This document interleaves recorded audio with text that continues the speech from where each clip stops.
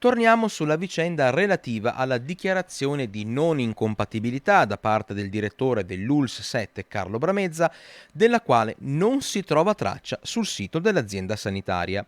Bene, è arrivata un'altra precisazione in merito da parte dell'area sanità e sociale della Regione Veneto.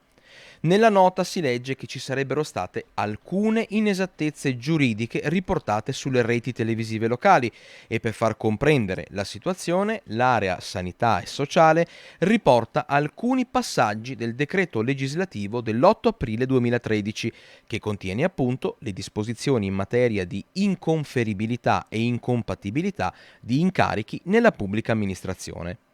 Tenetelo bene a mente e intanto leggiamo cosa scrive l'area sanità e sociale della Regione Veneto.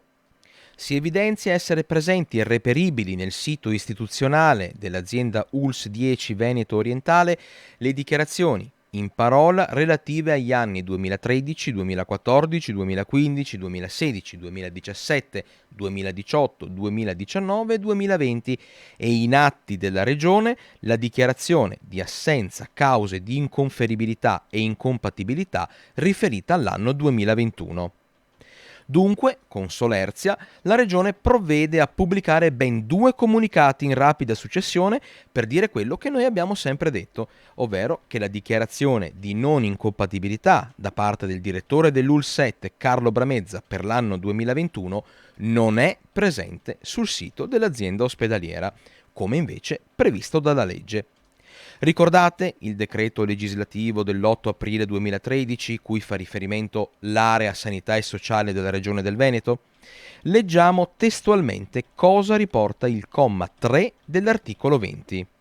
Le dichiarazioni di cui ai commi 1 e 2 sono pubblicate nel sito della pubblica amministrazione, ente pubblico o ente di diritto privato in controllo pubblico che ne ha conferito l'incarico.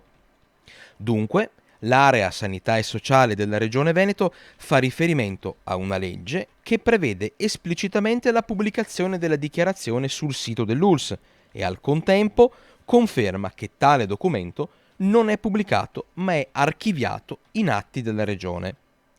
Ci vuole quindi spiegare l'area sanità e sociale della Regione Veneto perché la dichiarazione del 2021 del direttore Bramezza non è pubblicata nonostante la legge lo prevede espressamente?